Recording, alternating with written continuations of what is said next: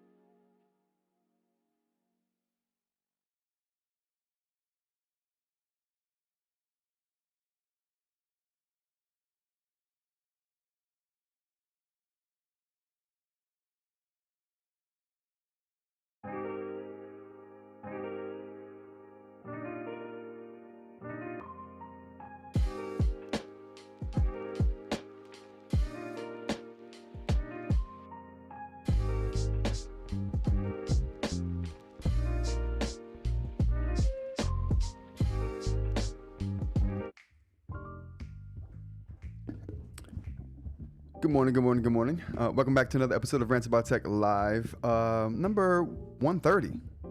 We're at 130. Oh my goodness, we're moving up to 200. This is July 28th, 2025. We're on a Monday. So happy Monday to everybody. Happy start of the week. I hope you guys getting your week started up early and good, by the way. Early is usually means you're getting going good. If you get up early, usually your day goes well. I mean, that's it if you have to get up early, that is. I'm going to be here talking about some of the latest news stories, tech-related news stories of the day. We're going to get into some eInk as well, some 10.3 stuff, some Node Air 4C stuff. We're also going to get into some maker stuff. I call it my maker fair, but we're going to get into some 3D printing stuff, some xTool cutting stuff. I learned a lot over the weekend. Got some things done over the weekend. Got the shell for the crystal nib done. I'm using the standard nibs for the ones that I'm going to start selling on Friday, but I'm making some custom ones, different colors. Like, this is going to be great. So I don't have to source them from anywhere else. They told me it couldn't be done. We'll talk about that a little later on. Again, here in Philadelphia, I'm Rod, your host, and thank you guys for joining me. A lot of the times my chat is here. We got Mr. Mike in the chat here early. I appreciate you for being here. Let's go ahead and get the air horns going for the guys that's here already. We got and me. We got Mr. Mike and me. We're good to go though. We're good to go though. Thank you for joining me. I want to talk about some artificial dye stuff as well. We're going to get into not really tech related thing, but still, it's tech related in a way in that technology is being used to create food coloring of artificial varieties that we really don't need, and we're starting to see that the European Union has seen this long time ago. They've been done away with that stuff, but yeah. So we're going to talk about that as well. Just one thing I wanted to say about the live stream, or should we get to that later? Maybe we'll get to the live stream information later. I'm looking at my thing here. Okay, all right. So shout out to the crew, shout out to the Discord chat, shout out to the members of the channel. If you haven't liked, go ahead and like already. You might as well get it started right off the top. Subscribe if you haven't subscribed and you want to see more content like this, even though we're just getting started. You gotta consider how it's getting started. Not well. All right, so let's get to the news here. The first thing we want to talk about is Elon Musk's deal with Samsung. Now, I thought this was interesting because typically you don't see Elon dealing with like phone makers. So this is the first thing I thought when I saw this was like Elon's making a deal with a phone maker for a phone. What's going on? But this is just chips for Tesla. So it looks like Elon says Samsung Mystery's $16.5 billion AI chip deal is for Tesla. A regulatory filing surfaced Monday morning in Korea showing the underperforming electronics giant won an order to build chips for an unnamed large global tech company and contract that runs through 2033. Then a few hours later, Elon Musk tweeted the arrangement was for Tesla's next generation A16 chip, built at Samsung's plant in Texas, confirming a earlier report by Bloomberg. So this is a Tesla move by Elon. So, I mean, I'm not sure exactly what the advantages are for going with Samsung over, I don't know, say NVIDIA in this chip race for chip supremacy. I'm sure this is for obviously AI. So NVIDIA seems to have a chokehold on that market. So this is a strategic move here for Tesla and Elon, especially considering they just mentioned as well that that Samsung's hardware division has been kind of struggling lately. So and that's aside from their phones, they have a larger hardware ecosystem of like washers, dryers, refrigerators. Samsung makes all kinds of stuff, so that's kind of been a dwindling business for them. So should help that. This should help that a lot. All right, and the next thing we got up here is food coloring. So I want to talk about artificial dyes going away. So I've heard a lot of stories recently talking about artificial dyes and the fact that a lot of companies are going away from artificial dyes. And this kind of led me to like want to look up what was happening. And when I went to go do a search, I found all kinds of stuff in the news lately. I knew it had been like bombarding my news feed, but everyone's algorithm is different. So I thought it might have just been me, but there's been a slew of articles recently about artificial food dyes and big name companies doing away with those artificial colors. I've personally done away with artificial colors in my food, or I try to. I mean, you can never get 100% right. But I've been trying to get rid of artificial colors in my food for a very long time, just for health reasons, and because it's like if you don't need it, like why have it, right? It's like Anyway, so I've been trying to find natural ways to cope with this, and I've just been buying foods from brands that don't have artificial colors. I talked about a candy on here not too long ago called what are they called? Not bamboos, mambas. Mambas. One. Like a candy that has no artificial colors, no artificial flavors, and no high fructose corn syrup. So I look for things like that. I mean, you can't get, like I said, 100% a lot of the times with your diet, but it's nice to see that we're getting some help from legislation that's being passed. I'm assuming this has something to do with legislation, because I don't think this many companies would be deciding to ditch artificial colors at the same time if it wasn't about legislation, right? So you got Texas candy company ditching artificial dyes. And a lot of this, like I said, is legislation. I think has to do with RFK Jr. Ice cream, U.S. ice cream makers say they'll stop using artificial dyes. This was written yesterday. We got food dyes tech firms look for natural food colors. This was 4 days ago. Pepsi to rebrand Lay's Tostitos without artificial dyes and flavors. Like this is, and that was just 11 days ago. So, recently as well, we had the administration in the U.S. saying that that Coca-Cola is going to start going with cane sugar instead of corn syrup. I think they were using before. But the point is, a lot more natural things are going into what we're consuming, and I think that's good. A lot of other companies have gone, or countries have gone this route, and it's good to see that the U.S. is going this route as well. What else we got here? Let's see what the next story here is. All right, next up we have startup making claims it can make gold using fusion technology. Now, this story was interesting to me just because we've been making artificial diamonds and crystals for a very long time. So this is kind of just a move in that direction. Hey, Aaron, how's it going? Thanks for joining. We're just talking about this latest story. A startup claims it can make gold using fusing technology. Like I said, I think this is interesting because we've been using lab techniques to grow diamonds and all kinds of other rare crystals and rare minerals. So I think this is just a natural extension of that. Does this bring down the value of gold? I don't think this will bring down the value of gold, just because if we look at our artificial diamonds, right, that didn't bring down the value of diamonds any. It just added another resource for people to get or avenue for people to get diamonds, right? And I'm not even sure if those lab grown diamonds are cheaper. So it's not about money, right? It's just about having the availability of it and to get it quickly, because lab grown diamonds obviously don't take the millions of years that it take natural diamonds to form. So during the event, it's very interesting, and I think it's just the kind of the way we're going with materials. What else we got here? Parm, how's it going? Thanks for joining. Parm says, dude, if we figured out how to make gold, I wouldn't be announcing it to the world.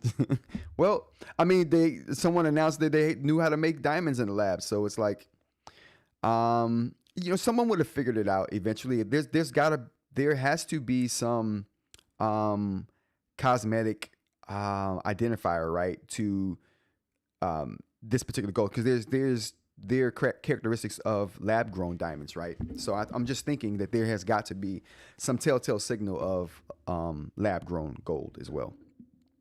All right, next thing we got here is Pokemon Go event this week, July 28th through August 3rd. Toad School, Shiny Wiglet, and Gigantamax, Butterfree, and more.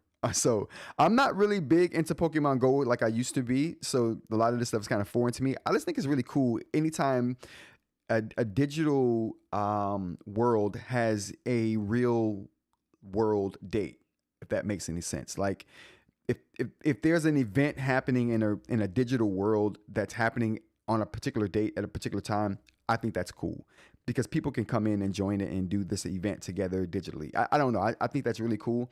So this, like I said, this event is running through July 28th through August 3rd.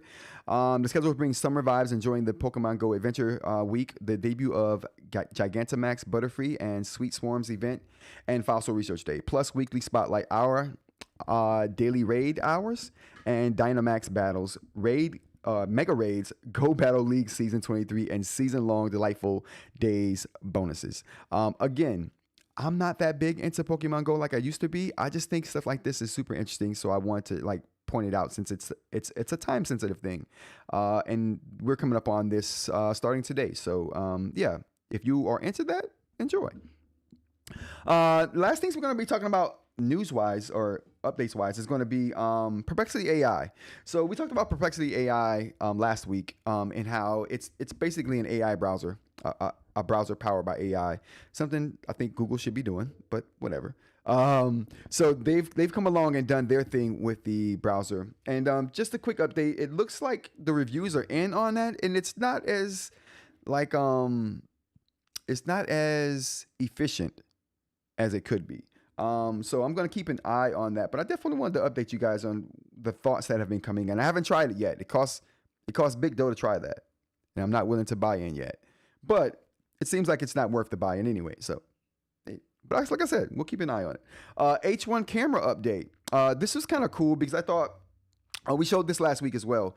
And the last time we saw this, it was swapping out the brains of the phone to where the back of the phone had a slot in it, and you can put a smaller phone in this bigger phone's frame.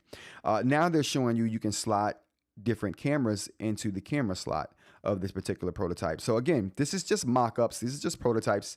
Nothing's made, and this is just someone's idea of something that could be cool. I just kind of think it's cool to kind of follow up with things like this. All right, I think that's it for the tech news. How's it going today, you guys? Anything important going on? Anything big happening? There's a 10.3 update today. We're going to talk about that a little bit later in the show. There was a 10.3 update, and I think it's cool.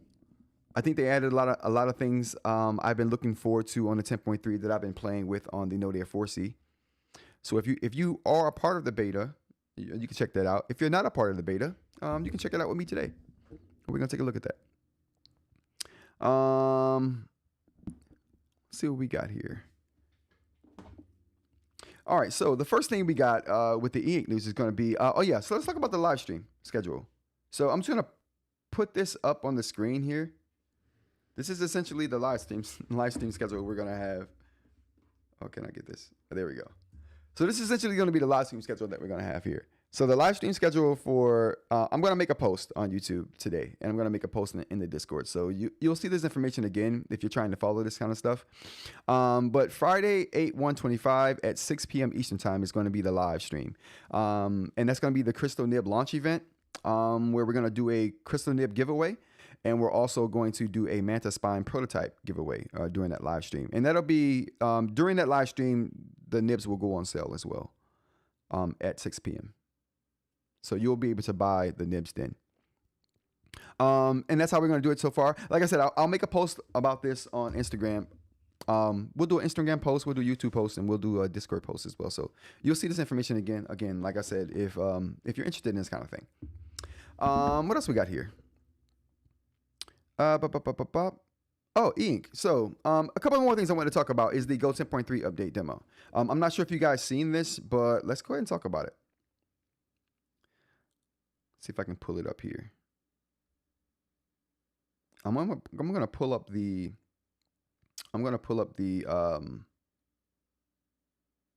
update changelog.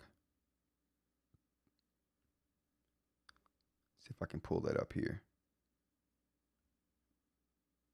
All right, here we go. All right, let's check this out. So this is the update changelog right here, and it's pretty.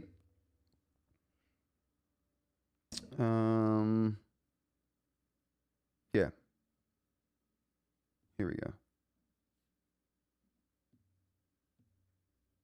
I don't know if there was a lot more happening or a lot more when I was actually doing the update.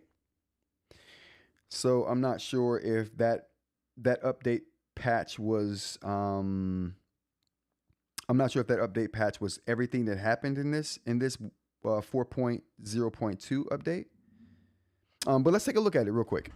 So basically what we have here is, so this is 3 updates that are labeled the same.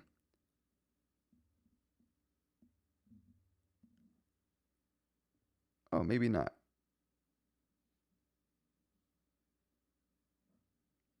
Oh, here we go. There we go. This is the one right here. I'm not sure why those other ones were at the top first. It seems like they would put these things in there as they are. But anyway, so first thing we got here is known issues. So let's talk about the known issues we got here. Known issues: the screensaver won't follow the screen orientation if the device sleeps when the screen is in landscape mode.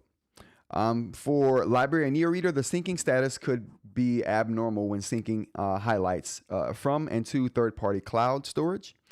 When reading, if the floating handwriting tool is in the top screen, it is possible that it can't be dragged. And for the Notes app, we have after shape perfection, the first stroke could be shown normally, could not be shown normally. So you could have some abnormal strokes happening after you do shape perfection. But but that's but those are the ongoing issues they have there. Let's go on to the, you know what, I want to change how this works.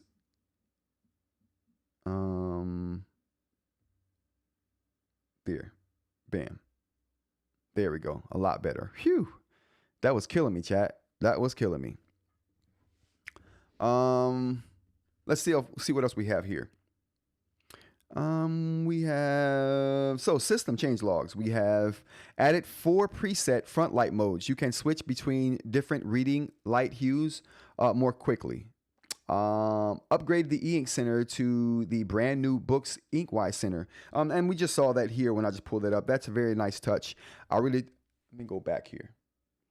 I really do like, well, you know what, let's stay down here. That's a really nice touch that I really do like that they added to the Boox platform, is this new Boox Inkwise eInk center. What I think is happening here with a lot of these changes with the Onyx Boox platform is I think what they're doing is they bought a lot of cookie cutter software off someone and had been licensing that software to run a lot of the apps that they have. I think they're building a lot of their apps in-house now. I think they're starting to design their own and have them function the way they want them to function. That's just my take. From how things are progressing. And they are progressing a lot on the platform. I'm really digging the amount of updates and revisions and quality of life improvements they're bringing to the platform. It's been really good. All right, so on to the changelog here. So I think the front light mode, the presets for the front light's awesome. I think that's just something that's cool. We can even take a look at that right here. Can we? Oh, what am I talking about? Not on this one.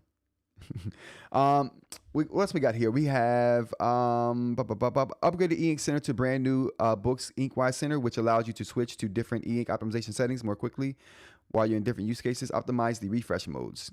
So refresh modes have been optimized. The Notes app, we have added 2 brand new pen brushes, which I think is cool. We'll take a look at calligraphy and fountain. Added a brand new toolbox feature. It will enable you to set the canvas to full screen, and you can add different sets of toolboxes for quick switching and use. That's interesting and very cool. Improve the preview window experience. You can drag the view direction on the preview window and make the window keep displaying. I got to check that out. I couldn't figure out that little bit right there, but sounds like something that's going to help you do a couple things at once. Improve lasso toolbar experience. Like I always talk about the site of selection tools. It's a little thing, right? I've been harping about that for months, but having that makes the world of difference on this platform. That's one less reason for me to use a different platform, to be honest. Improve the copy and paste experience.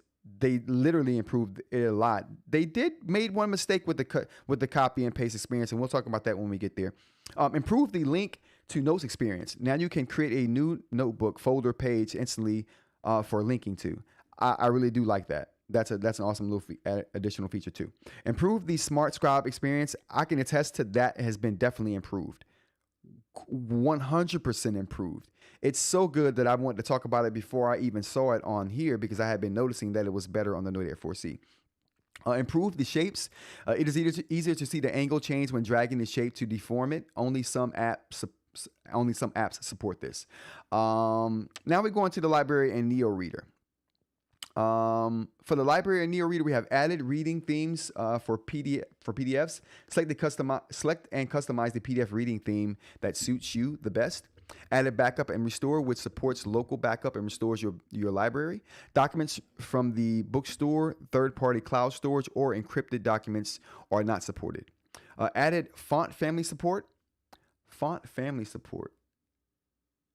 What they need to do is for the fonts is make it so that you can that the fonts actually change what you're looking at, so you can see how the font looks. So you don't have to select it, wait, you know what I mean? It's like, and then go back into the app, and it's ridiculous. It's ridiculous. And moving on.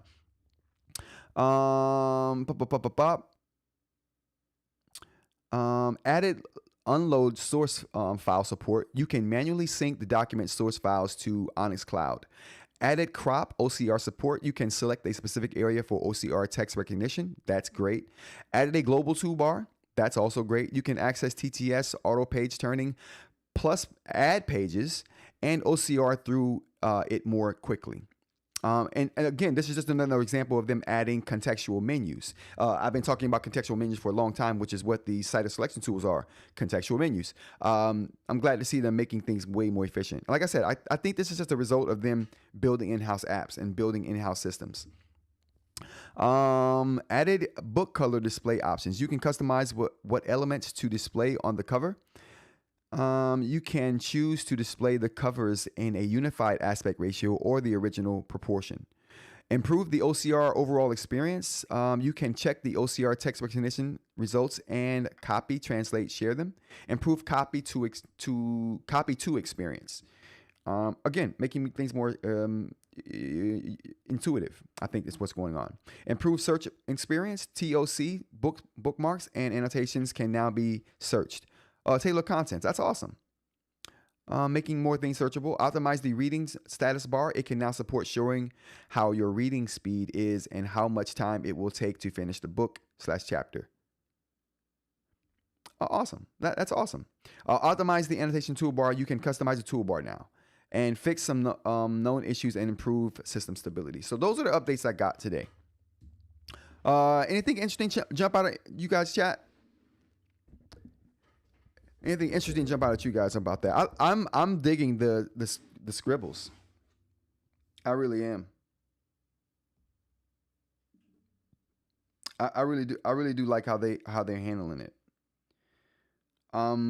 It makes things so much more easier.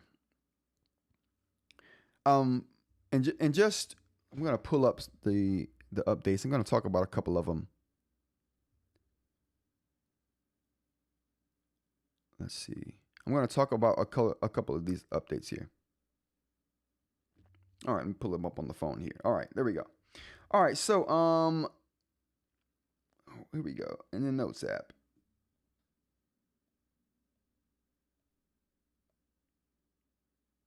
There we go. Added 2 brand new pen brushes. So I want to take a look at those real quick. Added 2 brand new pen brushes. So if you check out the pen brushes here, you can select, but I think this only happens when you select the actual fountain pen here or the actual pen. So once you select the pen, you see that you have your normal row of tools there, but you also have the second row of tools where you can select those other options, where be it calligraphy or fountain pen there. And let's just check out the difference.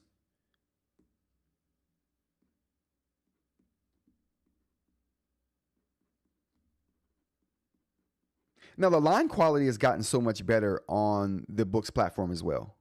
It's gotten so much better. Let's go to the chat real quick before we actually do this little demo. Let's see. The Rock says, "Morning. I see you got the 10.3 update. Me too. Anyway, to fully minimize the toolbar, I might be missing it. Yeah, it's a weird way they worded it. I'm gonna have to go in and check it out. The Rock. Other than that, solid update. I think it's a very solid update. While updating, there are tons of changes. There are. Keeping free of politics, but if Coke is going to stop using corn syrup, that's only a good thing. U.S. food can really be garbage." Yes, Owen. I mean, yeah, keeping politics out of it. That was a change I was glad to hear. I wasn't really expecting it, but something natural replacing something that's highly processed. I love it. Mr. Mike says, calligraphy pen, what scribbles? I'll talk about the scribbles. And I just showed the calligraphy pen. They must have turned the fountain pen. Cursive looks really nice. They must have tuned the fountain pen. Cursive looks really nice. Yeah, I'm going to check it out. So this is, I write crappy. So this is the regular pen right there. This is the calligraphy pen.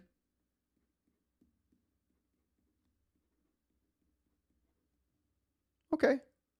I like it. It ain't touching some remarkable calligraphy, but it's okay.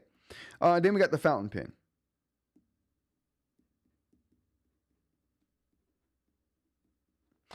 You know what? The fountain pen to me looks more akin to like what the calligraphy pen on the Viwoods looks like. This is pretty cool. I had to tune it up a little bit, make it a little bit darker for the calligraphy. But I have realized that they've done a lot with the line quality on the Boox platform. One thing that I did notice too. Let's just talk about this real quick. One of the things I noticed that they've done a really good job with, and this has to do with the update here, is the scribbles, right? So let's talk about the scribbles, and Mike brought that up. Scribbles is your ability to erase and edit things with gestures. Okay, so if I want to erase hello, If I wanted to erase hello, I just scribble it out. And the scribbles will erase it. Now, it ain't perfect. That should have gotten that. But it will erase it. It just keeps you from having to go to the toolbar, right? That's super helpful to me. Now, what used to happen, and I've actually demoed this right here on live before. So I've demoed this on live and shown how much I hate it. But now they fixed it, so I'm going to talk about how much I love it. So when I'm writing, I'm just going to write up here.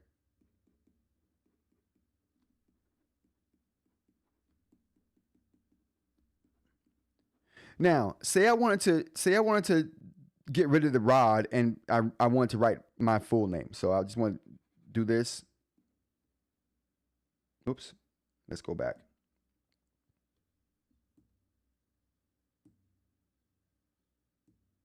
All right, let's try to scribble again. So let's try to scribble erase.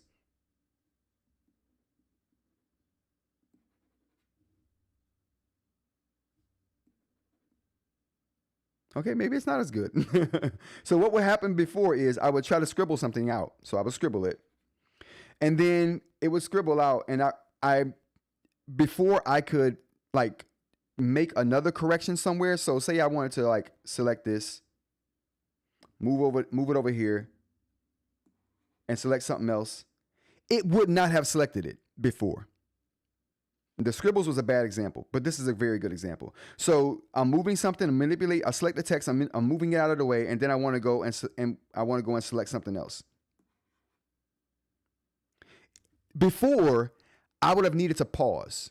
I would have had to move this, get rid of the selection thing, let the screen refresh, then wait a second, then select something else. Then I can move that something else. Now I can move these things freely without having to pause and let the system catch up. That used to be a thing. That used to be a thing on the Go 10.3. Not anymore. Now I move things as quickly as I can think. I select it. And by the way, selecting things is way more accurate now too and quicker. I can move it, get out of my selection, and go on to selecting something else. And it knows that I want to select it. Before, it would have just drew a circle around it, and that circle would have stayed. It wouldn't have selected it. I think that has already saved me so much time. Your flow is never interrupted when things are happening as fast as you can think. And I think them speeding that up and making that scribble functionality way more accurate and way more efficient, that's going to help my work. Like I said, it's already helped my workflow. With keeping me in the flow of what I'm doing. I just love it. I mean, plus the fact that when you select something, we can see here you get all of these tools, these lasso tools they call them, which is a way better term than slider selection tools. Lasso tools, perfect. Like they give you everything you need. I've been crying about this for months, but this is perfect. Cut, copy, paste, trash, links, tags. I mean, they gave me even more than I could have imagined. I didn't think I would want to change the color of a selection and have that in the shortcut bar, but it's there, and I use it a lot. Conversion, you got other options to flip perfectly horizontally or perfectly vertically. It's awesome. So they're doing a great job on this Notes app and its progression. What else we got here? We talked about the cut, copy, paste experience. I just talked about how good that's working. Talked about the scribbles and how much better the scribbles are for this platform. if you guys want to see any other parts of the update, definitely let me know. I think like I said, I can't praise them enough for the work that they've been doing. They've been iterating really quickly with this with these updates and adding features that actually make a difference, right? It's one thing for them to just to optimize and make incremental changes. These are huge changes in my opinion, like super huge changes. Let's go to the chat real quick.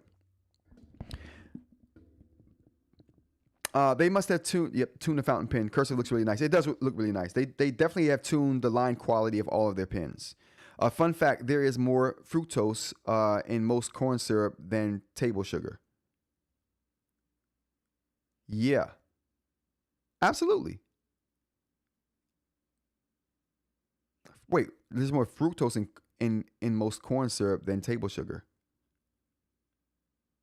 Yeah, because corn syrup is highly processed. Then you get to high fructose corn syrup. Holy cow. That's ultra processed. That's got enough. That'll knock you out. That's got enough sugar in it to knock you out for sure. All right. What else we got here? Next thing we got on the eInk side is going to be my Note Air 4C Notes app has died. So I don't know what that's about. But I was drawing prototypes last night. The chat says other way around, more fructose in table sugar than high fructose corn syrup. Yes, I got you. High fructose corn syrup is a misnomer. It's higher than it used to be, but still 42%. Table sugar is 50%. Oh, high fructose corn syrup we're talking about. Just let me know if we're talking about corn syrup still. Because high fructose could be applied to a lot of things. So matter of fact, I got it on the screen right now. Notes app or Notes keep stopping. Yeah, there we go. I'm not sure why my Notes app keeps stopping. I can't even open my Notes app now. Like when I go to my Notes app widget right here, like it's not there. If I try to go to my Notes app, let me open the apps here. Oh, where are my apps? Here we go. If I try to open my Notes app, nothing will happen. Like it crashed on me and it hasn't opened back up since. There we go. Whoa. Okay, so now this is the first time I've gotten it to open back up since it crashed. But as you can see, I don't have any notes here. They're all gone.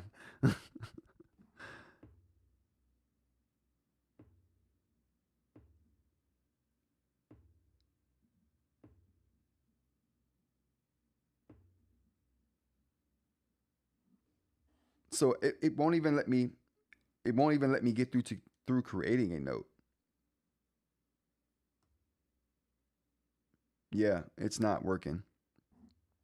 I think I might have to wait for the next update to fix this. But yeah, my Notes app is not working. And let's see what firmware I'm on.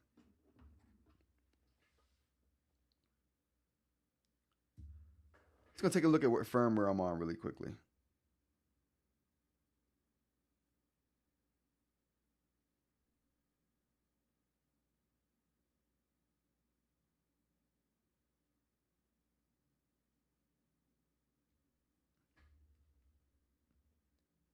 Oh wow.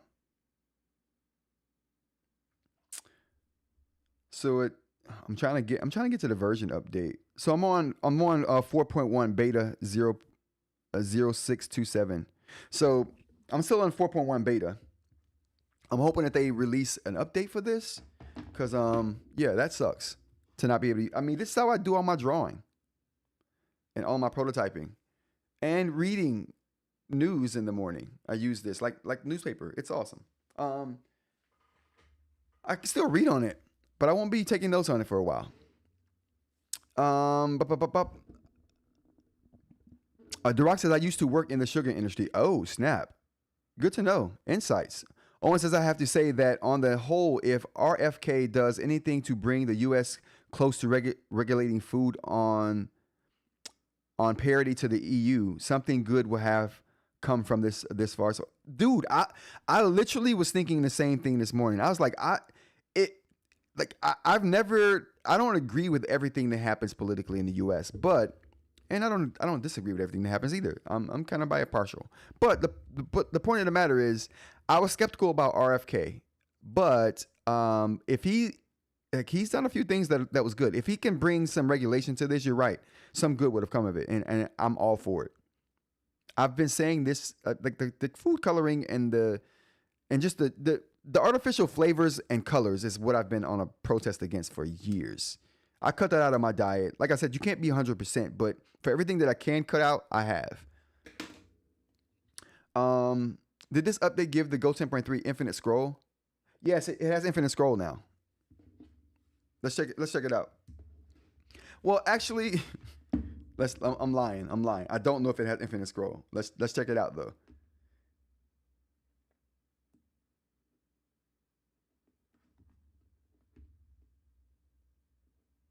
We're gonna go to the notebook and create. Yeah, infinite notes. I'm not sure if this update brought that or not because I don't use infinite notes on the Node Air 4C, so I just never even attempted to do it on the 10.3. But yeah, so it's there.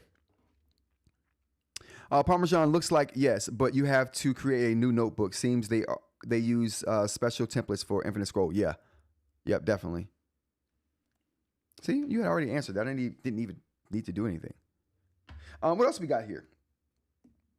Let's check out the live stream schedule again.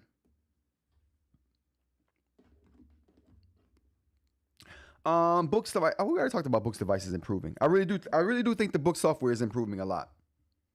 I really do think they're doing a lot to improve it. Lamy Mint AL Star. Let's take a look at that. Now we got a lot of people in the Discord that are super big Lamy fans, and Aaron's a big Lamy fan, and he's put me onto a bunch of custom Lamys, and this guy right here is talking about a particular mint Lamy, a new one that they just come out with for the summer. So let's take a look.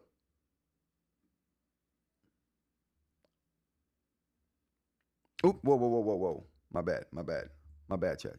Let's go back. For quite a few years now. And this year, they're doing another pair. They've already done one earlier in the year, but they're doing one for summer. Ooh, okay. Called Mint and Dark Dusk. Okay, so I like these colors. Now, how many of you guys out there buy these pens like this and just swap out the bodies for the EMR heads and just have yourself a custom color EMR Lamy? How many of you guys? I know Aaron does this. I've never attempted it. I'm tempted to though. Also, the distraction between processed and unprocessed is not clear. The distinction between processed and unprocessed is not clear. Again, from industry perspective, picking Apple technically processes it. It's shades of gray and often meaningless. Well, to me, processed means something. Process, when I say it means something to me, I have my own definition for it. When I say processed, I mean if it's not whole, it's processed. Like if to me, anytime you mix ingredients together, it's processed. All right. You're mixing something to make another thing. Like bread is a processed food to me. Butter is a processed food to me. Well, maybe not butter. Yeah, butter is a processed food to me. Milk is not a processed food. Rice is not a processed food. Beans is not a processed food. Beef, well, if you're getting it straight from the cow, is not a processed food. You see, because you're not mixing things together to process it into something else. You're not crafting something. Highly processed or super processed to me is stuff that now you're involving chemicals. Now you're involving industrial processes to make something. And chemicals that aren't, and you're using chemicals to do that aren't naturally produced. So to me, that's a distinction between not processed. So to me, that's the distinction between not processed, meaning whole foods, beans, rice, milk, grapes, raspberries, strawberries, beef, pork. Like I'm talking about like actual cuts of beef and pork that hasn't been processed yet. You know, that to me is not processed. When you get into bread, cake, cupcakes, icing, cereal, I don't know, anything you mix something with something else to make something else, noodles, those things are processed. Highly processed involve industrial processes and non-natural chemicals. How does my definition jive with how you feel about that in industry-wise, Duroc? How does that jive with the industry definition? Javier, how's it going? Thanks for joining. Hi, are you using a ceramic pen on your Boox devices? I'm hesitant on you buying one for my Boox. Oh, I'm buying one for my Boox Note Max. So I will say this: if you want the best writing experience, I don't have a Note Max, but I've taken on good authority that the writing experience is as good, if not better, than the Go 10.3. And yes, I'm using ceramic. So this is a ceramic pen from Supernote. This is also a ceramic nib from Supernote. I've been using that on the Go Poserboard 3 exclusively. I've been using ceramic on this particular device. I've had over a year now with ceramic exclusively. No issues whatsoever. So, and like I said, this surface is similar to what you're going to get on the Note Max. So if you want to try, Javier, if you want to try ceramic, I would definitely go ahead and do so. I've had no issues. I put a video up talking about the ins and outs of that and what it does to the screen and percent difference and all of that. And even the Supernote degrades some over time. Even the screen on the Supernote degrades over time, and the Supernote screen is made for ceramic. So the fact that other screens would wear too is just you should just expect that, right? But to what degree? Over the life of the product is what you have to ask yourself. And with my testing over the life of the product, you get almost no discernible differences to your screen friction. But anyway, I have a video on the channel. Check it out if you want. And also, the ceramic nibs are on the site for sale, but the crystal ceramic will be available this Friday. But yeah, give it a try. You will not be disappointed, Javier. The Rock says, long story short, for any def you want natural, organic, etc., industry will find a way to work around it to fit the application, for sure. That's just capitalism. How can we do it cheaper, right? I mean, that's just what it is. I brought a purple Lamy and switched the EMR. Looks great, and now I have a really nice black ballpoint signing checks only. Gotcha. Owen says, bread is a processed food. The problem is the additives. You can have healthy bread, but as soon as you add preservatives or other ingredients, it's a problem. That's what I'm talking about. That's why I stopped buying things with artificial colors and flavors. And the preservatives. Like I didn't talk about preservatives, but like I stopped buying canned food that canned with preservatives because I'm like, okay, I'm eating something and my food's absorbing something that has nothing to do with the flavor or the actual nutrition of the food. It's there to preserve it, but you have to ingest it and your body has to deal with it. You know what I mean? And a lot of those preservatives aren't good. Still adding chemicals to your body you don't need.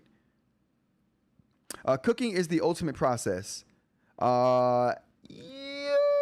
Converting base things, complex carbs, proteins to other things, simple sugars, denture protein.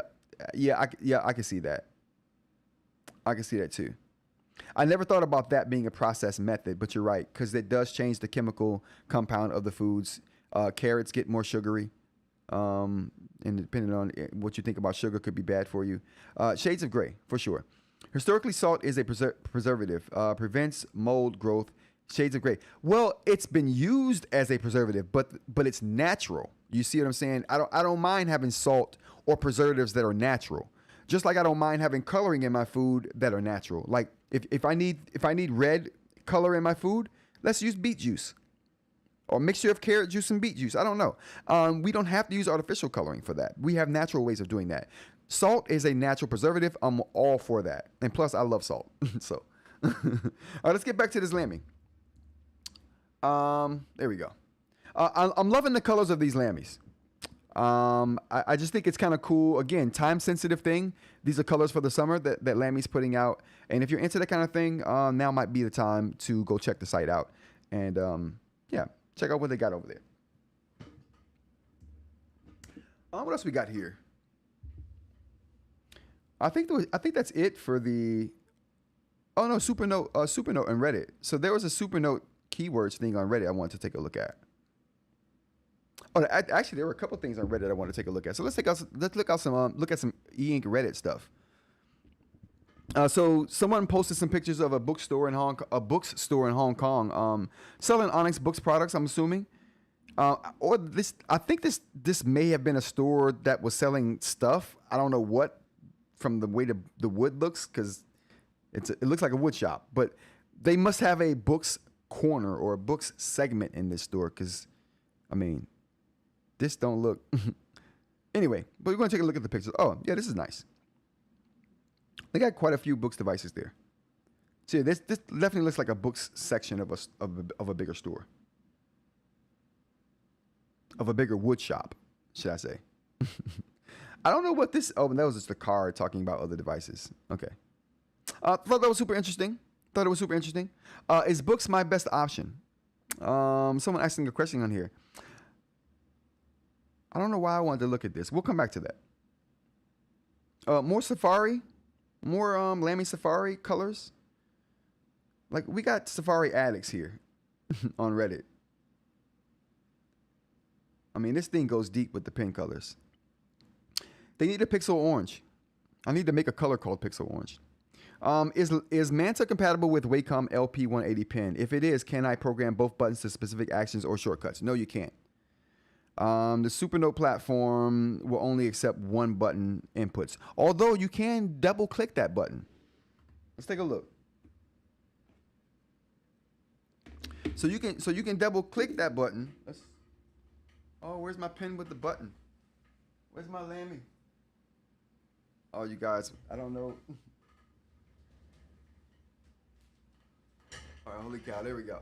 All right, so the Lamy. So can you do this with the Supernote platform? No. So you cannot use two buttons with the Supernote platform. They just don't have the settings for that. But one thing they don't advertise that you can do on the Supernote platform, even if you don't have two buttons, you have two button functionality. So let's check it out. We're gonna do Summer McNib coming, by the way. Can we? Why are you not focusing, Sony? Am I too close? Have I gotten too close? Oh, there we go. Oh, the clear crystal nib coming soon. We're going to talk about some other crystal nib stuff too, but we'll talk about that in a second. All right, so hello world. Now, you only got one button functionality on the Supernote platform, but if you have a button, you got two buttons, because you can hold that button down and use it to select, or you can hold that button down to do an erase like that, right? You can use the erase function. You can set that up in the settings though, okay? But no matter which one of those settings you have it set to, you can double click this button and get a stroke erase. So if you double click and hold on that second tap, you gotta hold it. Actually, you don't have to hold it. Just double click. You don't have to hold it. Just double click it, and it turns into a stroke erase. So I'm gonna show you the regular holding the button. So I'm holding the button down. I selected it. It selected it, right? Now I'm going to double click, and now it's a stroke erase. So, you got two button functionality here, even though you only got one button. So there you go. You're welcome. What else we got here? Keywords are nearly useful. Let's look at this. I thought this was interesting because I like anyone talking about keywords in a negative fashion, because they could be better. Okay, let's be honest. They could totally be better. All right, we have keywords are nearly useful. What are we talking about?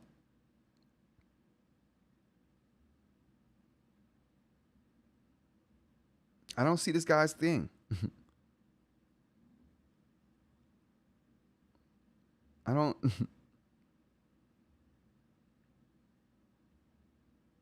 Yeah, I don't. Okay, anyway, we're going to go through the comments here because I think it's an interesting thought. I use them all the time and find them useful. Helps as have clients notes of over 650 pages and makes them easy to find by name. Explain how you are using them. Have you watched many YouTube regarding keywords? Imagine you didn't have to open each page that you have tagged. I want a list of the text I have lassoed and tagged. You do get a list. What are you talking about?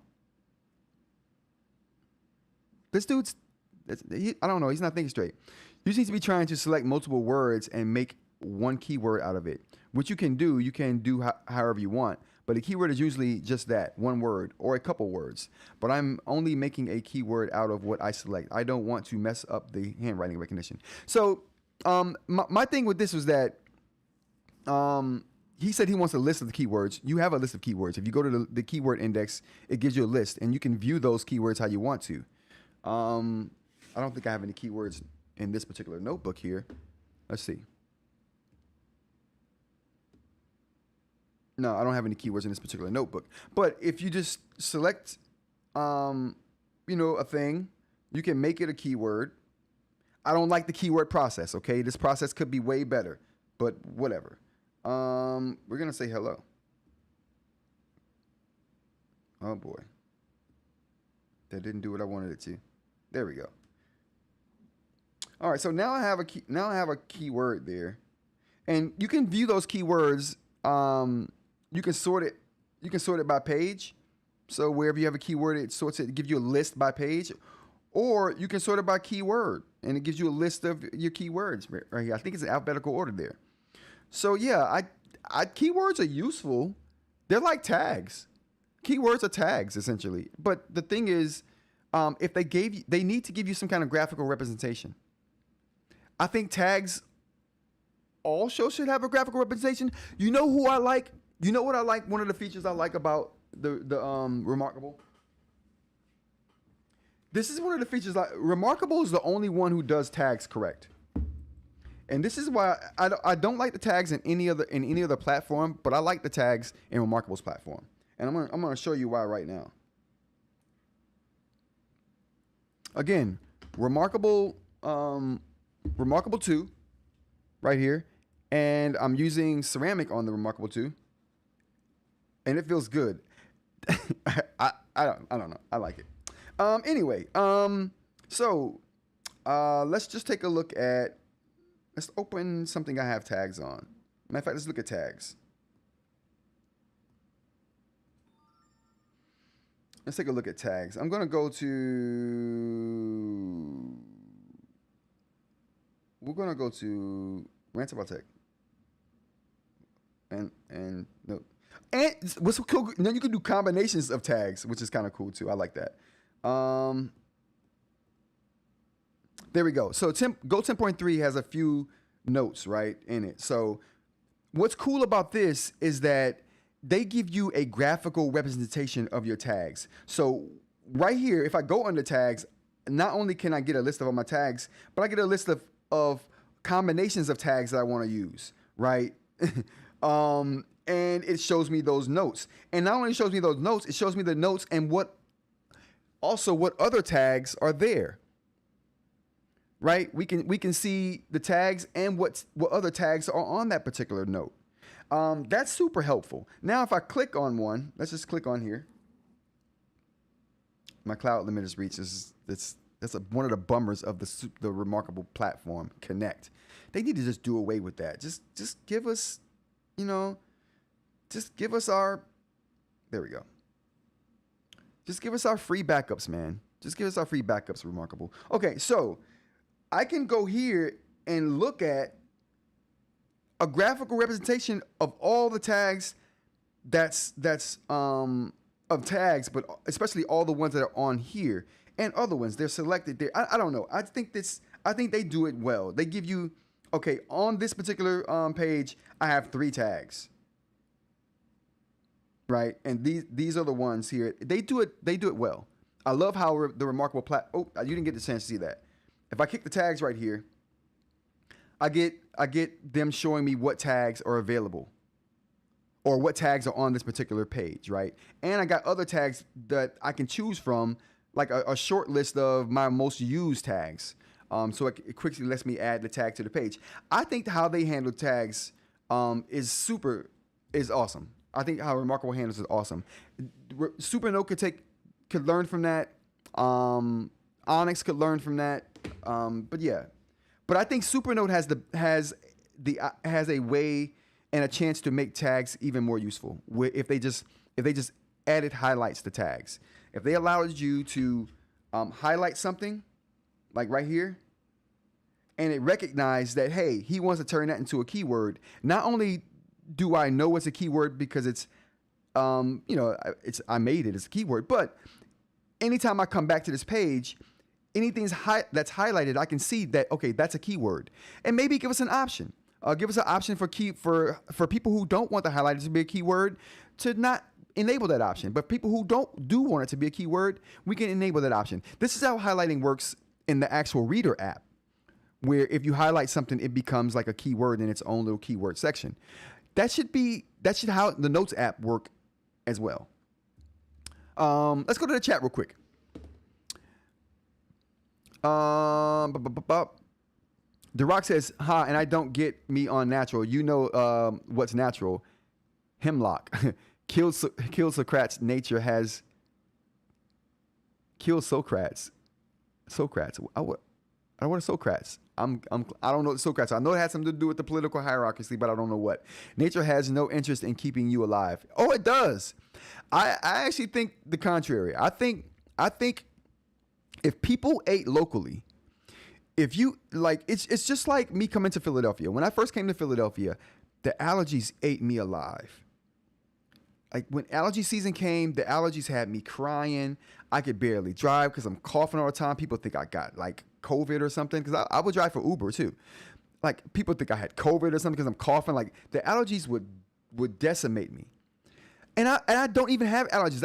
I've traveled the country. I've traveled the world. Have never suffered from allergies before. I've gone to Korea, Japan. I've gone to Australia. I've traveled the country. I've gone to like California, the West Coast, all over the East Coast, Louisiana, down south, Florida, like Texas, North Carolina. None of these places had I ever experienced like allergies until I got to Philadelphia. Holy cow. I don't know what these allergies they got here in Philadelphia is, but they tore me up the first 2 years I was here. Now, I don't even have to take anything. I used to have to be drugged up just to function. Now, I don't have to take any kind of allergy medicine because I'm living with it. My body's gotten used to it. And I think that's the same thing with food.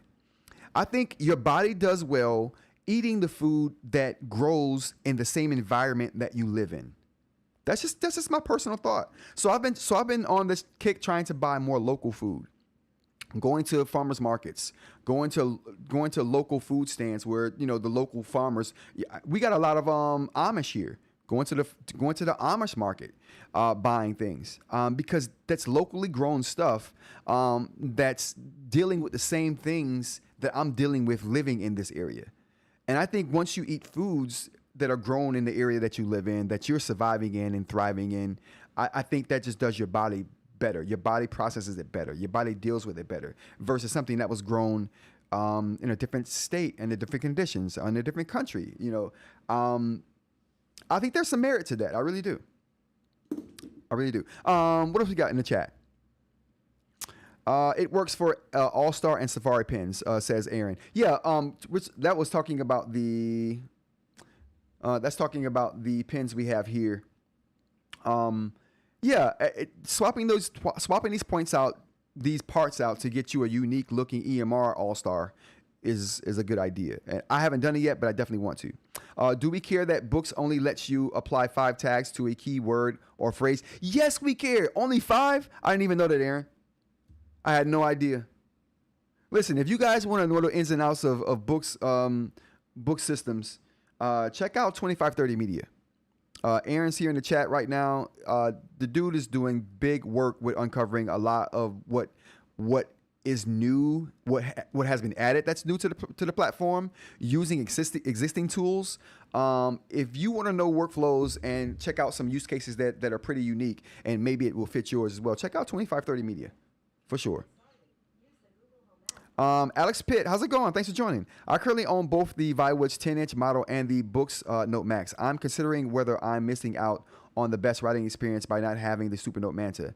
Bro, I'm going to tell you right now. I'm about to put out a video this week that shows that the Viwoods has the best screen on the market right now, save for the devices that I don't own, and that would probably be the Tab XC and the Note Max. So as far as those devices go, I know the Tab XC won't beat the Viwoods,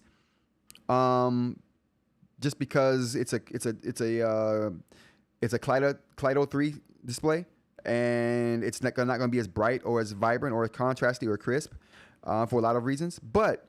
The Note Max may give the Viwoods a run for its money. I don't know because I haven't tested that. I will be getting a device in this month or next month, August. I'll be getting the Note Max and testing that. But the Viwoods screen, I'll put a video out this week. It's going to show that the Viwoods screen is the best screen for eInk on the market right now.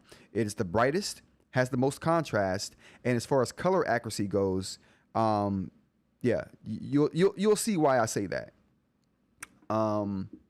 Has the most but it's definitely the brightest eInk display on the market right now out of the ones that I tested.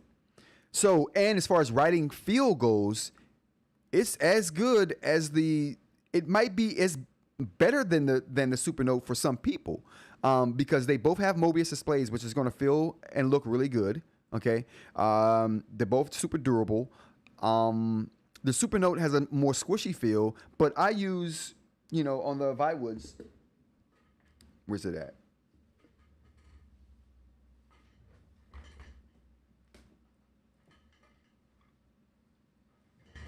I use the ceramic on the Viwoods as well. So, I mean, we got the Viwoods right here.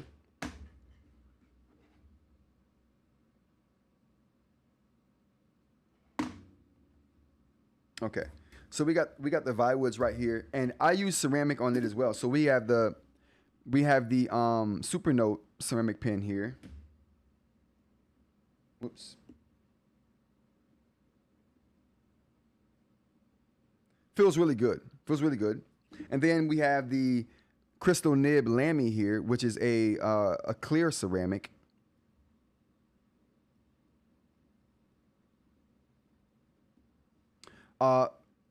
Feels good too. So, I mean, some might say feels better, whatever.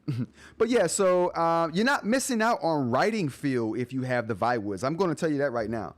You're not missing out on writing feel. This has one of the, if it's not the best writing feel, it's number 2. If it doesn't beat the Supernote, it's number 2. So you're not missing out on writing feel. And like I said, in some circles, the Viwoods is going to beat out the Supernote. What else we got here? What else we got in the chat here? Sheeing says, I haven't run into an instance where I needed 5 tags, let alone more. I have. When I'm writing a really long review or something, I need lots of tags. Just I need a plethora of tags. Alex, how's it going? Alex Pitt says, is the difference in writing feel significant? Oh, this is the same Alex. Okay, is the difference in writing feel significant, or is it minimal and subjective? The difference in writing feel is significant and not minimal, but it's not a better or worse thing to me. It's just different when it comes to the Supernote and the Viwoods. They're on equal footing in my mind. I love writing on both of them. They both have the 2 best writing experiences in eInk. Which one is better depends on who you are. Duroc says, try it on Go 10.3, just highlighted and it's popping up context for tags. Yeah, the Go 10.3 does have tags in its pop-up menu now. Oh, Socrates. Oh, I'm like Socrates. Socrates, my bad. The philosopher. Sheeing says, Alex, no, I don't think you are missing out, but it really depends on your use case. What do you use your eInk for? Yeah, she's absolutely right on that. It's definitely about use cases. but definitely don't think you're missing out. Are you mostly reading or writing? Reading, writing notes. Aaron says, I agree with your Viwoods screen take. The mini screen is great as well. The Supernote writing feel depends on if you like to write on softer or harder surfaces. That's all that it's about. Do you want a harder surface or a softer surface? Because both of those writing experiences on the Viwoods and the Supernote are superb. Mwah. Chef's kiss on both of them. Palm, it's a limit to 5 tags per keyword or phrase, not a limit on the notebook.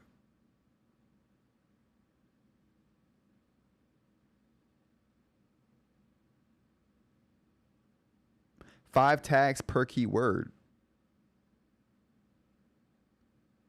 Explain that. Duroc says, meaning the highlight pen on the Boox notes. It now asks if you want to make a tag. Yes, it does.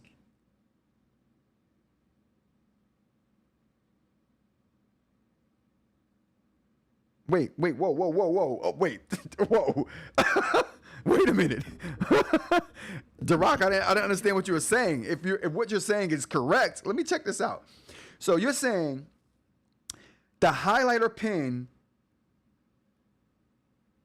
it now asks if you want to make a tag? Get the frick out of here. Get the frick out of here. You've got to be kidding me.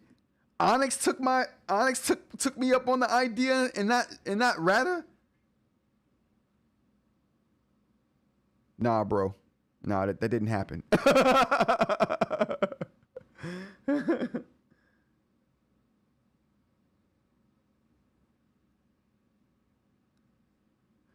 I thought you were saying when you highlight something, a pop-up comes up and says, "Hey, do you want to make this a tag?" That would have been freaking awesome. That's not what we see. That's not what we see here.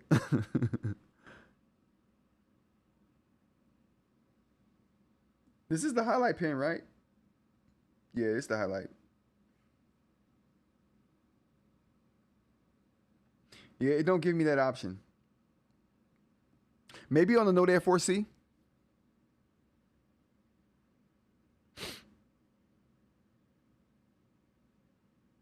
Oh, you can assign 5 different tags to one word. Oh, okay. Well, yeah, that's fine. I don't need one word to be thousands of different things. I'm good with 5 of those. As long as I can have unlimited tags per page, that's all that really matters.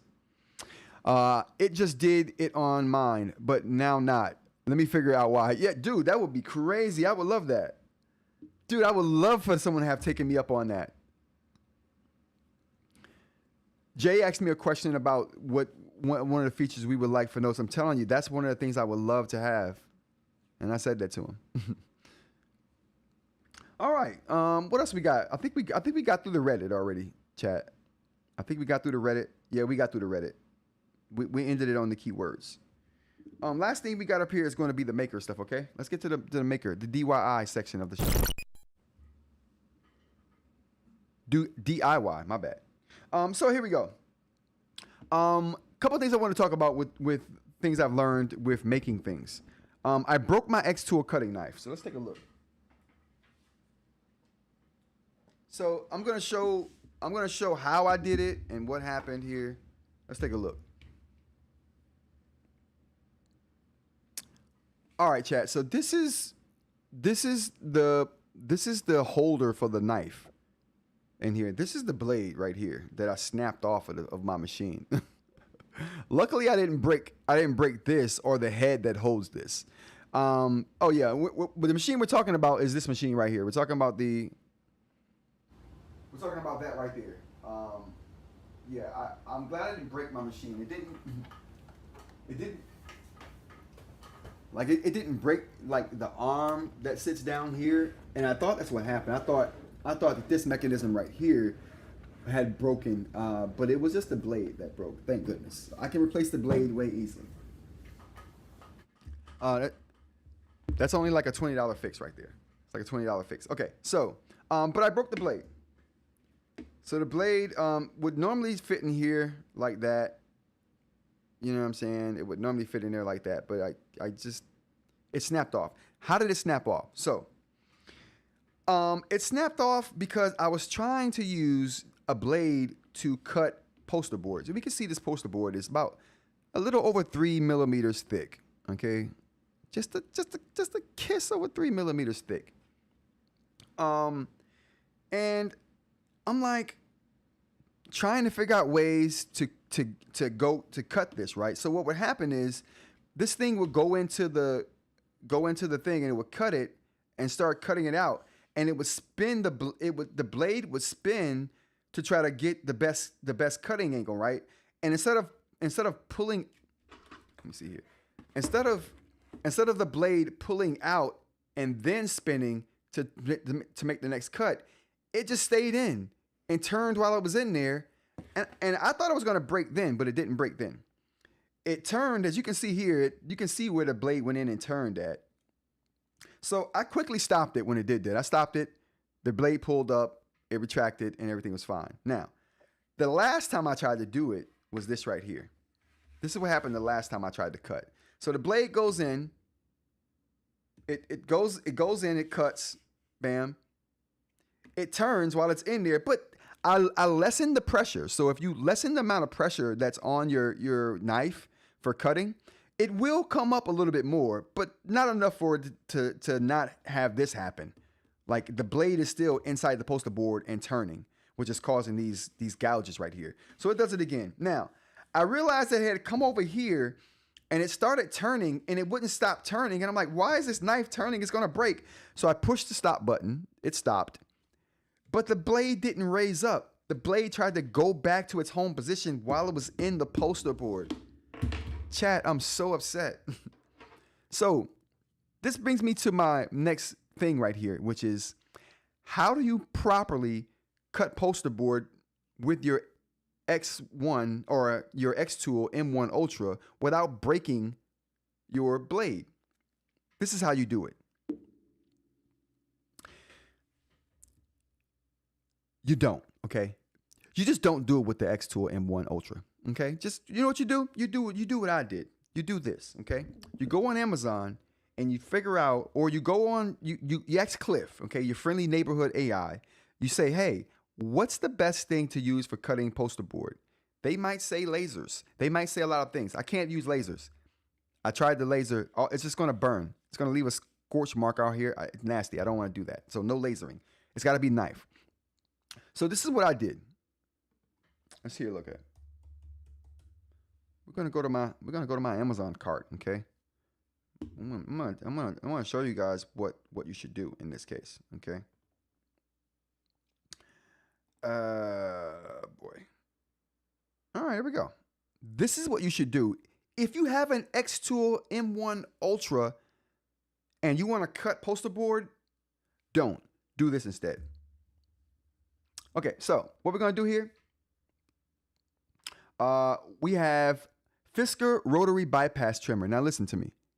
You know I got to have orange equipment in the studio, okay? If it's orange and it's quality product, I got to have it, right? So that's why we're looking at this. For no other reason. I'm not biased towards Fisker or anything. I don't even like Fisker. I won't go so far as I hate Fisker, but I'm not partial to Fisker, but it's orange. That's why we're here, okay? Let's get that up front. Not sponsored. So this is what you want. Get something like this, okay? Get something like this, or get something like this. You can do a knife, okay? You can do a utility knife, all right? Bam. Score and cut. You might want to use your M1 to score it. Now you can use your M1 Ultra to laser score the outline, so it's all nice and neat outline. You don't have to use a pencil or anything. It scores it nice and perfectly. Then you go back and cut it. Now, that's what you should do. Or what I'm gonna do, I think ultimately, is do this. This is a cutter, but it's adjustable angle and blade depth, and it comes with a whole bunch of other accessories that you can cut all kind of shapes out of poster board. I think that might be the way to go. If this whole system doesn't cost me as much as this does, I'll be buying this system to cut poster board. So that's my tip for the day for DIY. If you're trying to cut poster board with the xTool M1 Ultra, don't. Save yourself the hassle. Okay, you're gonna break blades. And if someone want to make a liar out of me, I'm welcome to that. Just let me know in the chat what I need to do. Okay, throw it in the comments if you're watching the replay. Your boy want to know. I got to get this fixed. But I got a solution. I'm manually cutting stuff, even though I have a machine that cuts things. It won't cut poster board. It just won't cut poster board. There's nothing that's going to do it. The laser is overpowered. The blades are dumb. They don't know to retract past a point, turn, then go down again, then cut, retract, turn, cut, rinse, repeat. It doesn't know that. It doesn't know it. So that's a thing. All right. What else we have next up here on the maker fair? This is the DIY section of the show, you guys. We're talking about DIY stuff here. The next DIY thing we're going to talk about is nib shell printing. Skill unlocked. Oh. Chat, I'm so excited for this. I got to drink some coffee to calm down. It won't calm me down. It'll just hype me up, but put the liquid battery in my back, okay? That's coffee. All right, here we go. So, oh, you can't even see these things. You can't even see these things. All right, here we go. So, this is something I've been trying to do for a very long time, chat. Can we see this? Oh, can we see that? Oh, you know what that is? Y'all know what that is? Oh my goodness. You don't know how long I've been trying to make these. Or get them made. I've been talking to so many companies, chat. You don't know. I talked to so many companies. Can you print this? Can you make something this small that's hollow with a cavity? Can you do this? Everyone was like, no. Sir, you can't 3D print that. I'm talking to 3D print firms all across the country. Everyone's saying the same thing. No, you can't 3D print that. Matter of fact, you can't even make that with the processes that we do here. And we do mold injection. You know what you need? You need paste injection. I'm like, paste? I need paste injection? Is that what I need? Jesus Christ, that sounds expensive. Talk to a guy. How much does it cost to make a paste mold? $8,000. I'm like, what are we talking about? For the mold, bro? What if I get it wrong? What if our measurements are off? Yeah. Cost of doing business, my boy. Like what? Everyone that does 3D printing was like, no, it's too small. You can't do that. What I'm here to tell you, chat, you can. All you got to do is put your mind to it. You can do anything you put your mind to. That's what this is a testament to. When people try to tell you, no, you can't do something, you keep going. You just keep going. Don't let anyone tell you what you can't do, chat. Can't do just means it ain't been done yet. Okay? That's all that means. That's all that means. Let's go to the chat real quick before we continue on this route.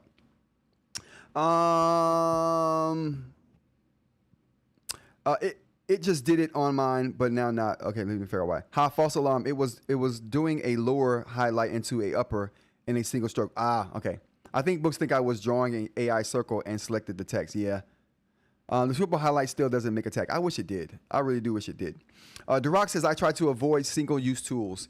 If I need to cut poster board in squares, a good single-use tool is a table saw. But I'm a woodworker. I'm with you. I try to avoid single-use tools as well. I want something that does multiple things. Which is why I don't want to buy the board cutter, right? Although this wouldn't be a single-use tool. This would be a single-use tool, but I would get so much single use out of that. But it would just be for cutting poster board. You're right. It would legitimately just be for cutting poster board. I could get multiple uses out of this though. I can get multiple uses out of this right here. Like this could cut, regular paper. I can use it to line things up. It still just does cutting tool though, and probably the only thing I'd be cutting is paper poster board. So it probably would just be a single use tool. Owen says, I disagree with what you're saying, but it's because I'm a contrarian jackass. Beyond that, I have nothing. Of course, Owen. Of course. Air hunts for listen. At least you admitted it. Air hunts for admitting you're a jackass. I love it. Me, you, and Mike should go out and have a beer. We're all the same. Sheen says, there are some fabric cutting tools that you may find helpful as well for Posterboard. Yeah, I researched that too, like the rollers. I even have a roller blade that's for cutting fabric.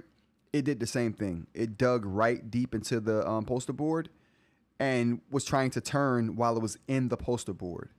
I could probably use a rolling knife, but at that point, we're talking about single-use tools again.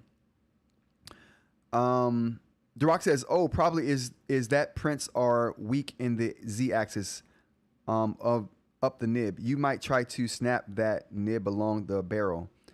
It's the same shear that you would get during writing."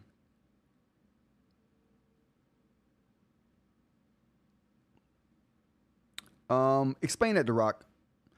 The shell is a thing of that shell is a thing of beauty. It is. Sheink, I am so happy with how this came out. When I got this right last night, I was hooping and hollering. Here, let's take a look at some. We're gonna take a look at some pictures that I took right when the print came out.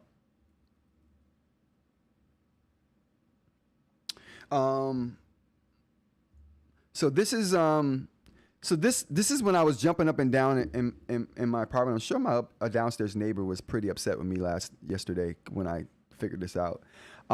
This was the first time the print came out all the way. Every other time it would nothing would be on the plate. It would be in the vat. Whatever it printed would be stuck to the vat. It will print a little bit of the head and not print the body. The supports would print, but nothing else. It was a nightmare. I had to figure out I had to learn a lot in a short period of time to get this to work. But I learned a lot. I'm telling you right now, I learned a lot working with the A1 Mini. Let's take a look at the A1 Mini over here. I learned a lot from the A1 Mini, and I gotta say, I think I learned a lot from this A1 Mini right here because the software is so intuitive. The Bamboo software is really good as far as presets, getting you familiar with that, and then once you get familiar with the presets, you can kind of go in and adjust and customize things on your own. They have a plethora of settings with the bamboo slicer. It's just they do a really good job. They do a really good job. So anyway, I learned a lot in dealing with filament printing. And I applied what I learned there to the 3D printing because this wasn't the first time I tried this. I tried this a number of times and it always fails. And if you know anything about resin 3D printing, you know it is expensive. Let's just grab one of these.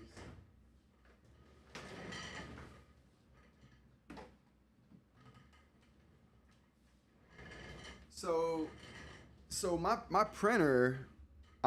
We use these. Let me go back here. Actually, no, I'm not. Let's go back here. So these are the bottles here, right? And it takes 2 of either one of these to fill up my vat. I should have bought a smaller 3D printer. I'm not gonna hold you. If 3D printing tip, if you're in the 3D print market and you don't know what you want to do with it, and you don't know what kind of projects you want to get into, buy the smallest printer you can for resin, because you won't have to fill up your vat as much and use as much resin. The waste in resin is so rampant. Like every time you open this bottle, a quarter of it is gonna go to waste. Like legitly, and these things are expensive. This is about $35 right here.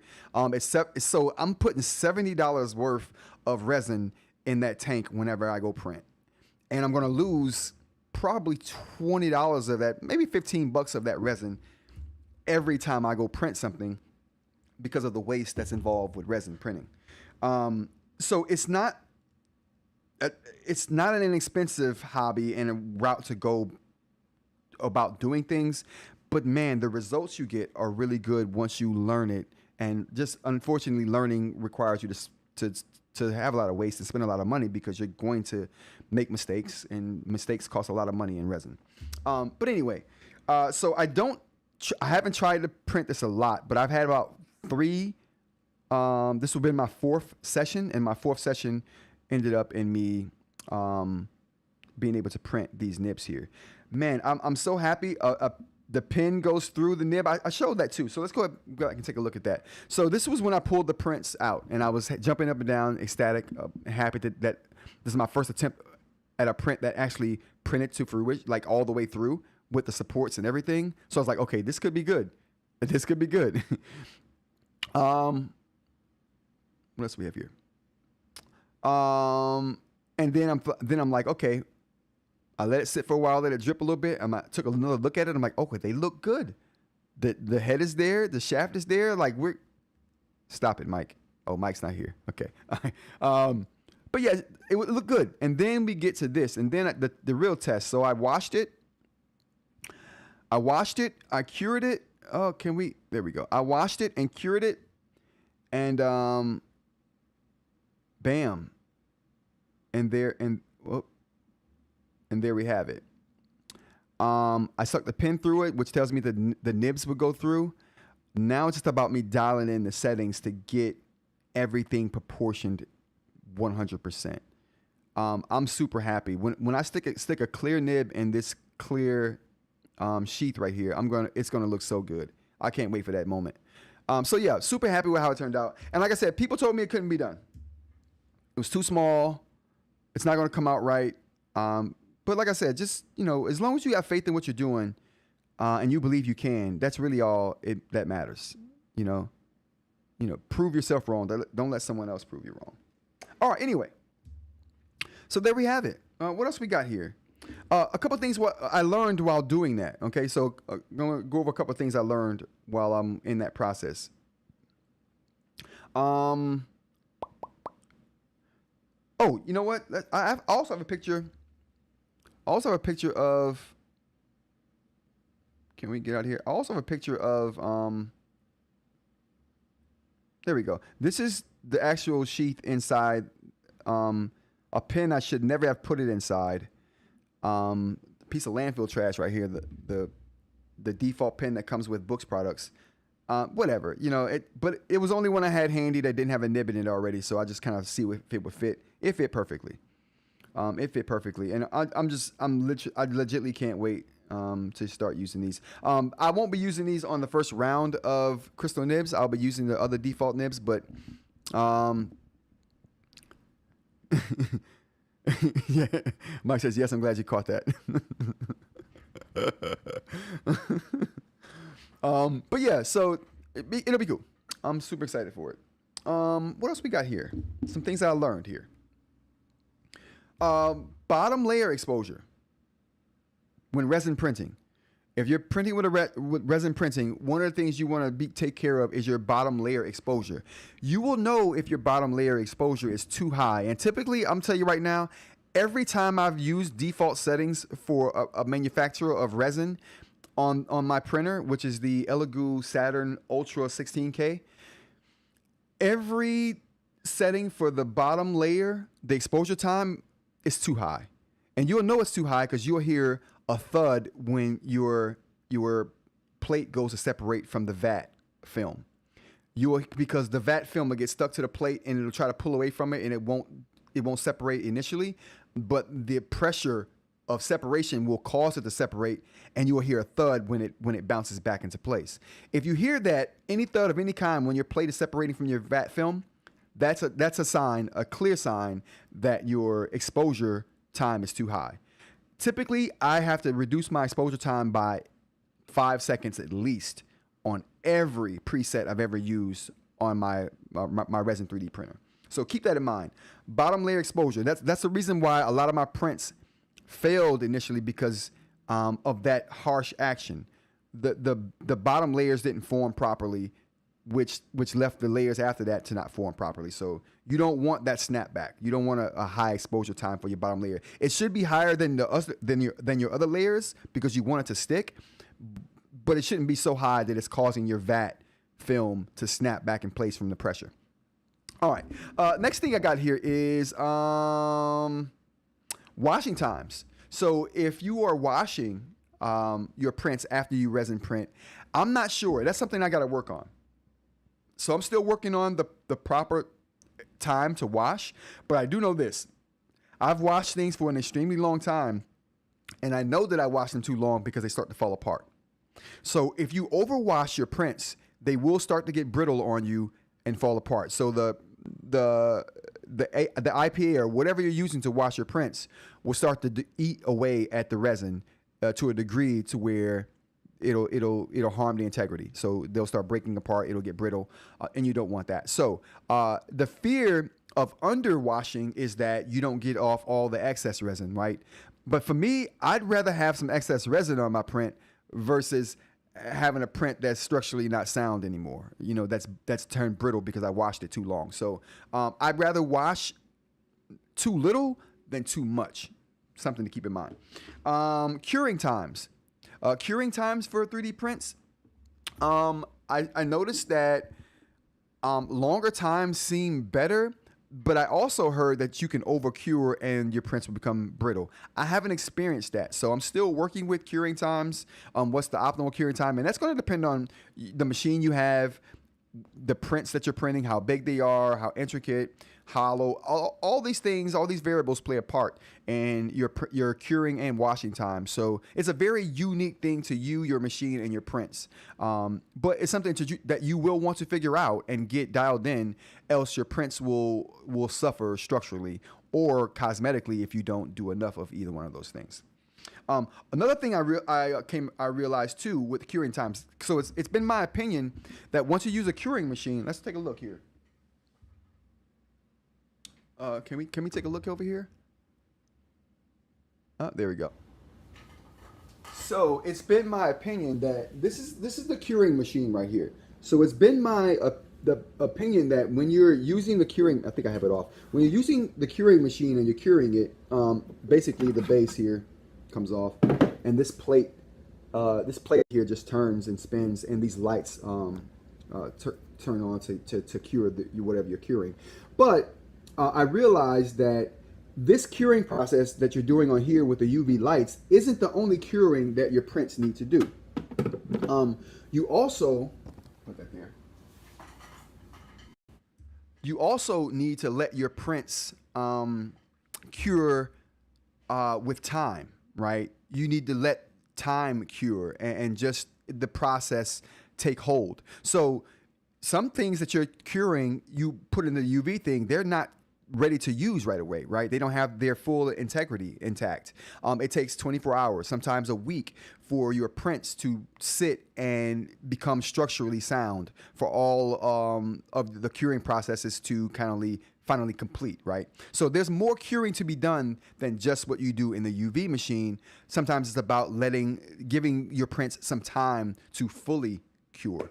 If that makes any sense. So that's the stage I'm at right now with these prints here. So I have quite a few of these that I'm going to let sit out and just keep track of how long I let them sit out. Keep track of how brittle or not brittle they are, because right now they've gotten way more stiff even since last night. So, there we go. So they got even more stiff that it's come off the support. So that's what I've been waiting for. So this one finally came off the support. Man, this looks so good. This looks so good. But what I'm going to do is let it sit with the rest of them, and maybe for a week, and then test how much harder they've gotten over the course of that week. I don't think this one is at that point. No, it's not at that point where it wants to come off yet. So once this gets to that point to where it wants to snap off, this will come off. And I found that letting them come off that way creates hardly any or at all of a contact point or a transition point between the support and the actual model here. But anyway, I'm super happy with how they came out. I can't wait to get these in everyone's hands, and maybe we can make custom colors. Get some orange in there, right? Get some orange going. And I think that's it. Wow. Pretty concise show today. That was a super concise show today, you guys. Let's go to the chat real quick. Bup, bup, bup, bup, bup. You probably is that prints are weak in the Z-axis. Okay, I think we went over that one. That shell is a thing of beauty. Thanks, eInk. I stand corrected. Tools at the site of selection are useful, just not useful enough to spend money on an overpriced manta. LOL. Dude, they're useful. They're good. Now, like I said, a lot of people wrote me off when I talked about the tools at site of selection. Oh, who cares? I got tons of comments and videos where I would talk about that, and people were like, dude, the tools are in the toolbar. I'm like, I know that, but that doesn't mean you can't get some contextual tools wherever you're doing your writing at. Onyx agreed with me, clearly. So a print is pretty strong in the XY axis, weak in the Z axis along the layer lines. I see what you're saying. Resin might be different, but filament is definitely weak. Try bending and snapping the barrel of the nib. Definitely, and that's one of the tests I was doing last night when I realized. That's when I did some research on letting prints cure. I'm like, okay, my prints aren't structurally sound after UVing them. Then I read that you have to let them like just fully cure over the course of days, depending on what print you have, what kind of print you have, and what kind of resin you're using. So I'm just going to take a week, give them a week to fully cure, and then every day I'm going to test one to see what the strength is like. And then I'll record it. So I'm using my manta in a constructive way with all this testing. Let's see here. Yes, I'm glad. Yes. So love it so much, Mike. Thank you. I don't know. I like the black shaft sheath as well. Shows off that gorgeous crystal nib really well. Absolutely, it does. It really does. And that's the thing. Hopefully, we'll be able to give people options. People love options. The Rock says, yep, curing is allowing polymers to cross-link. UV speeds that up, but only really effective for the surface. Time allows deeper cross-linking. There we go. Thank you, The Rock. Thanks for wording that in the correct way. Man, we didn't even do our call-in thing today. My bad, you guys. We'll do call-ins tomorrow. I got going and talking and just did not stop. Yeah, so thanks, guys, for all your input and wisdom on these topics today. Again, this is just collective knowledge learning. I'm just bringing up things, and everyone kind of gives their interpretation and perspective on that particular thing, and that's what makes this show great, I think. So thank you guys for joining me. Again, if you like the show, give it a like. If you want to see more things like this, go ahead and subscribe. We're doing this Monday through Friday, 10 a.m. to kind of whenever. With time, I'm trying to keep this to an hour. I think we've only done that once. So yeah, that was the thing. Thanks, Rock. I appreciate that. I do like these lives. I enjoy like reading like stories, coming up with things to talk about, and talking to you guys about it. I really do believe the chat are the hosts or the co-hosts of the show for sure. All right, again, thank you guys for joining. Join me again tomorrow if you are going to be available. Yeah, until then, everybody, take care.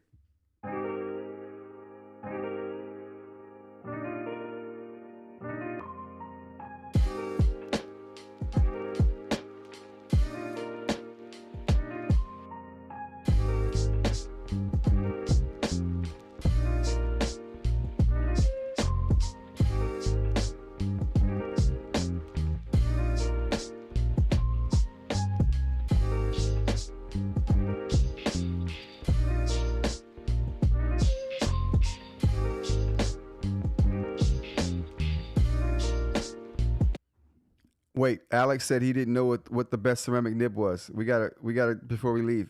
Alex, rantsaboutTech.com. Yeah, I mean, if you have a Supernote already, just buy a hard metal too. You'll be fine. But if you don't have a Supernote already, or if you have a Supernote and you want a button, rantsaboutTech.com, ceramic Lamys. We got crystal nibs coming on Friday. You will be set, my man, Alex. Okay, I'm gone now. Peace.